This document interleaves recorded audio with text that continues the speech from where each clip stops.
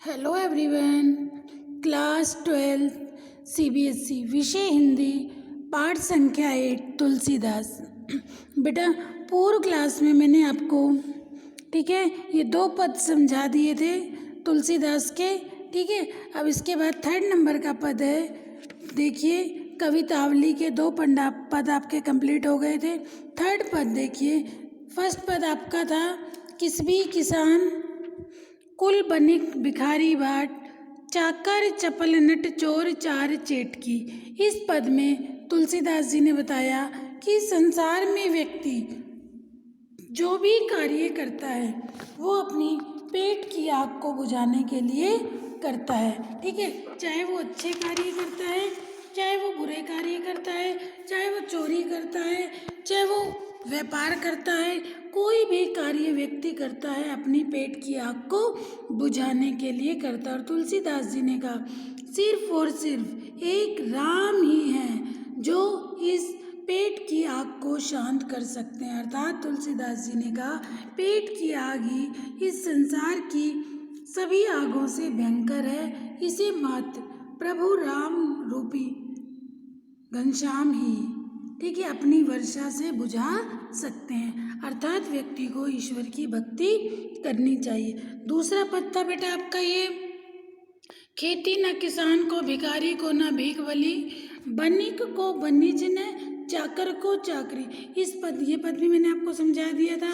इसमें तुलसीदास जी ने बताया कि तुलसीदास जी ने कहा कि प्रकृति और शासन की विषमता से उपजी बेकारी और गरीबी की पीड़ा का वर्णन किया था। ठीक है, फिर है नेक्स्ट पद धूत कहो अवधूत कहो धूत कहो अवधूत कहो काहू रजपूत कहो जो लाहा कहो कोई काहू की बेटी ना ब्यावत काहुई जाति बिगाड़ न सहू तुलसी सरनाम गुलाम राम को जाको रुचे सो कहे कुछ सोही मांगी के खेबो मसीत को सोईबो लेबे को एको देवी को दो। अब इसके हार्ड वर्ड देखिए। धूत, धूत मीन्स धूत, धूत का है बेटा धूर्त, धूत मीन्स धूर्त, धूर्त। ओके, अवधूत, धूत कहो अवधूत, अवधूत सन्यासी। ठीक है, राजपूत राजपुत्र। ओके, जो लाहा जुलाहा, सरनाम सारे नाम, सरनाम सारे नाम। ओके, ठीक है, खेबो खाता है, खेबो खाता है। ठीक है, मसीत मस्जिद, मसीत मस्जिद। ओके, को कोई भी, को कोई भी। ठीक है, फिर है ब्याह, ब्याह विवाह करना, ब्याह विवाह करना। ठीक है, को कोई भी, सोइब सोना, सोइब सोना। ओके, अब देखिए इसमें तुलसीदास जी क्या कह रहे हैं कि कवि तुलसीदास की राम के प्रति भक्ति भावना का सजीव चित्रण हुआ है। एक तरह से कवि ने यहाँ भक्ति की रचनात्मक भूमिका की ओर संकेत किया है। कवि तुलसीदास जी क्या कह रहे हैं? तुलसीदास जी प्रभु राम की सगुण भक्ति के अनन्य उपासक हैं। ठीक है, तुलसीदास जी जो भगवान राम की भक्ति करते हैं। ठीक है, और उन्होंने क्या कहा है इसमें? तुलसीदास जी कहते हैं कि प्रभु की भक्ति से कवि के हृदय में इतना आत्मविश्वास पैदा हो गया, प्रभु की भक्ति से तुलसीदास जी के हृदय में इतना विश्वास पैदा हो गया कि वो अपने इष्ट को भला बुरा कहने वालों के प्रति भी कोई दुराग्रह नहीं रखते। धूत कहो अवधूत कहो रजपूत कहो जो ला कहो, कि तुलसीदास को अपने प्रभु से की भक्ति से हृदय में इतना आत्मविश्वास पैदा हो गया कि वो अपने इष्ट को भला बुरा कहने वालों के प्रति भी कोई दुराग्रह नहीं रखते। वे कहते हैं चाहे मेरे प्रभु को कोई धूर्त कहे, सन्यासी कहे, उन्हें चाहे कोई राजपूत कहे, जोलाह कहे कोई, चाहे कोई उन्हें जुलाह कहे, वे जैसे भी हैं ठीक है। वे किसी की बेटी से अपने बेटे का विवाह करने नहीं जा रहे। काहू को बेटी सा बेटी न ब्याही, वो ना तो अपने बेटे का किसी की बेटी से विवाह करने जा रहे हैं। काहे को जाति बिगाड़ न साहू, ठीक है। और उनकी जाति को इतना उछाला जा रहा है कि वे किसी की जाति नहीं बिगाड़ना चाहते।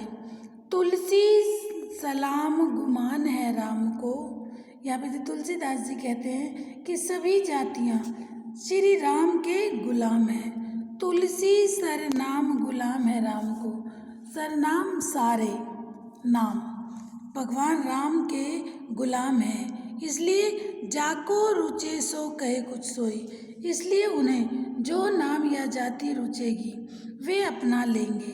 वे तो मांग कर खाते हैं, मांग के खेबो मसीत को सोईबो, कि वे मांग कर खाते हैं, मस्जिद में सोते हैं, ठीक है। लेबे को एक न देव को दो, ठीक है। क्या कहा कि वो उन्हें तो राम नाम या जाति रचेगी वे अपना लेंगे।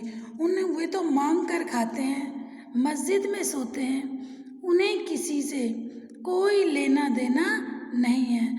भाव यह है कि ईश्वर की कोई जाति नहीं होती, ईश्वर का कोई मज़हब नहीं होता, इसलिए सभी उसे मनचाह नाम देकर उसकी भक्ति में रम सकते हैं, ठीक है। ईश्वर का कोई नाम नहीं, कोई रूप नहीं, कोई रंग नहीं, कोई जाति नहीं, जो चाहे उसे कोई भी नाम दे सकता है। देखिए तुलसीदास जी ने क्या कहा, दोबारा देखिए। धूत कहो अवधूत कहो, रजपूत कहो जो लाह कहो, काहू की बेटी सो बेटा ना ब्याहो, काहू की जाति बिगाड़ न सो, तुलसी सर नाम गुलाम है राम को, जाके रुचे सो कहे कछु हो, मांगी के खेबो मसीत को सोईबो, लेबो को एकुना देवो को दो। देखिए इसमें तुलसीदास जी ने क्या कहा है। तुलसीदास जी प्रभु की भक्ति से कवि के हृदय में इतना आत्मविश्वास पैदा हो गया है कि वो अपने इष्ट को भला बुरा कहने वालों के प्रति भी कोई दुराग्रह नहीं रखते। वे कहते हैं कि चाहे मेरे प्रभु को कोई धूर्त कहे, चाहे उन्हें कोई अवधूत कहे, ठीक है। चाहे धूत कहो चाहे अवधूत कहो, चाहे सन्यासी कहो उन्हें, चाहे कोई राजपूत कहो या फिर जुलाह, वे जैसे भी हैं ठीक है।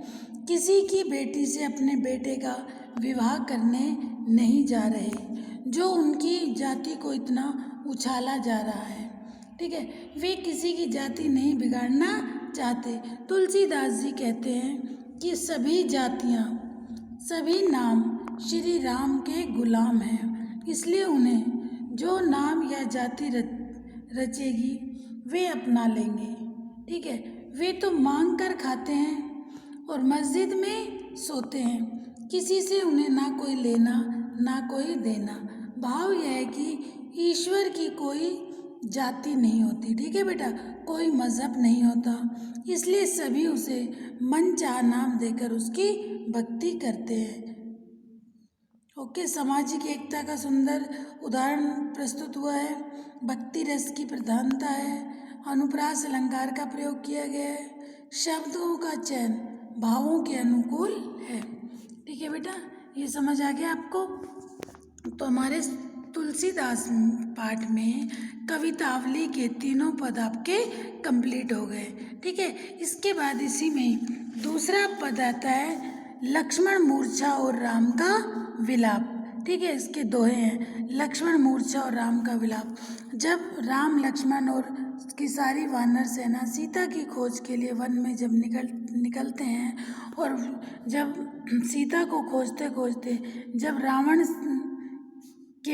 रावण से, मेघनाद से, ठीक है, और जब ये इनमें आपस में जब लड़ाई होती है, रावण, मेघनाद, कुंभकर्ण, ठीक है, तो इनकी जब लड़ाई होती है उसमें किस तरीके से जब लक्ष्मण मूर्छित हो जाते हैं, ठीक है, जब लक्ष्मण को मूर्छा आ जाती है तो लक्ष्मण और मेघनाद युद्ध में लक्ष्मण मूर्छित हो जाते हैं, मेघनाद का बाण लगने से लक्ष्मण को मूर्छा आ जाती है, और जब लक्ष्मण मूर्छित हो जाते हैं बेटा तो राम किस तरीके से विलाप करते हैं, राम कितने दुखी होते हैं, उसका वर्णन किया गया है, लक्ष्मण मूर्छा और राम का विलाप। इसमें नेक्स्ट शीर्षक है आपका, नेक्स्ट पंक्तियां पद है लक्ष्मण मूर्छा और राम का विलाप। किस तरह लक्ष्मण के मूर्छित होने पर एक साधारण मनुष्य की भांति भगवान राम कितना दुखी होते हैं और कितना रोते हैं, और वो एक साधारण मनुष्य की भांति किस तरह से विलाप कर रहे हैं, इसी का वर्णन कवि ने इसमें किया है। राम लक्ष्मण परशुराम संवाद, तो सॉरी, लक्ष्मण मूर्छा और राम का विलाप, ठीक है, लक्ष्मण मूर्छा और राम का विलाप, कि किस तरह राम दुखी हो रहे हैं जब लक्ष्मण और मेघनाद के युद्ध में मेघनाद का बाण जब लक्ष्मण को लग जाता है, ठीक है, और युद्ध में लक्ष्मण मूर्छित हो जाते हैं, और फिर वैद्य ने पर्वत में संजीवनी बूटी लाने को कहा जाता है, फिर एक वैद्य को, सुषेण वैद्य को बुलाया जाता है और उसे एक पर्वत से संजीवनी बूटी लाने को कहा जाता है, और हनुमान जी जब पूरे पर्वत को ही उखाड़कर अयोध्या के ऊपर से ला रहे हैं तो भरत के बाण से नीचे आ गिरे, ठीक है। देखिए लक्ष्मण मूर्छा और, देखिए शीर्षक देखिए, लक्ष्मण मूर्छा और राम का विलाप। लक्ष्मण मेघनाद के युद्ध में जब लक्ष्मण मूर्छित हो जाते हैं, ठीक है, और राम किस तरीके से विलाप करते हैं उसी का वर्णन है। देखिए, तब पर तापुर राखी प्रभु जेहू नाथ तुरंत, अस्कई आयुसु पाई के पदबंदी चलेउ हनुमंत, भरत बाहुबल शीस गुण प्रभु पद प्रीति अपार, मन महु जात सराहत पुनि पुनि पवन कुमार।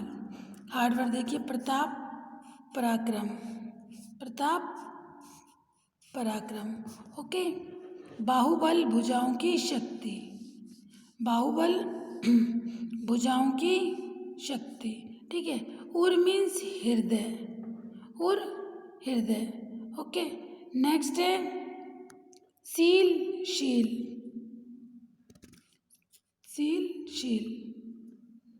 नेक्स्ट बंदी वंदना, बंदी वंदना, सराहत सराहना, सराहत सराहना, ठीक है, पवन कुमार हनुमान, अस यह, अस मीन्स यह, ठीक है, प्रीति प्यार, और ओके, जात मीन्स जाना, जात जाना। देखिए इसका प्रसंग क्या है, जब लक्ष्मण मूर्छित हो जाते हैं, राम विलाप करते हैं, ठीक है, लक्ष्मण और मेघनाद युद्ध में जब लक्ष्मण मूर्छित हो जाते हैं तो लक्ष्मण की मूर्छा तभी हट सकती है जब सुषेण वैद्य को बुलाया जाता है, और वैद्य एक पर्वत से एक संजीवनी बूटी लाने के लिए कहते हैं, और हनुमान जब पूरे पर्वत को ही उखाड़ कर ले आ जाते हैं, ठीक है, हनुमान को समझ नहीं आती, पूरा पर्वत उखाड़ कर ले आते हैं, और जैसे ही वो पर्वत उखाड़ कर लाते हैं, हनुमान जी जब पूरे पर्वत को उखाड़ कर अयोध्या के ऊपर से आ रहे थे तभी भरत के बाण से वो नीचे आ गिरे, उसी का वर्णन किया गया है। क्या बताया गया है, गोस्वामी तुलसीदास जी कहते हैं, हनुमान से परिचित जानकर जब पर ताप और राखी प्रभु जनेऊ। गोस्वामी तुलसीदास जी कहते हैं कि जब हनुमान से जब प्रताप और राखी प्रभु जेऊ नाथ तुरंत, जब हनुमान से परिचय जानकर भरत उन्हें अपने बाण पर बैठाकर शीघ्र लंका पहुंचाने का आग्रह करते हैं तो हनुमान कहते हैं, प्रभु मैं आपका प्रताप हृदय में रखकर तुरंत चला जाऊंगा। तब प्रतापपुर राखो प्रभु जेहू नाथ तुरंत। तब लक्ष्मण हनुमान भरत से कहते हैं कि मैं आपके प्रताप को अपने हृदय में धारण करके तुरंत ही चला जाऊंगा। ठीक है। ऐसा कहकर आज्ञा पाकर भरत बाहुबलशील गुण अस्कई आयसु पाए पद बंदी चलो हनुमान। ऐसा कहकर हनुमान जी आज्ञा पाकर और भरत के चरणों की वंदना करके हनुमान जी चल पड़ते हैं। ठीक है। भरत बाहुबलशील गुण प्रभु, भरत के बाहुबल, शील स्वभाव, गुण और प्रभु के चरणों में अपार प्रेम की मन ही मन बार बार सराहना करते हुए पवन पुत्र हनुमान चले जा रहे हैं। भरत के बाहु की, ठीक है, भरत के बाहुबल की, उसके शील की, उनके गुणों की बार बार याद करते हुए मनमोह जात सराहत पुनि पुनि पवन कुमार। बार बार हनुमान जी भरत के शील स्वभाव, उनके गुण और प्रभु के चरणों में अपार प्रेम की को मन में बार बार सराहते हुए पवन पुत्र हनुमान चले जा रहे हैं। क्या?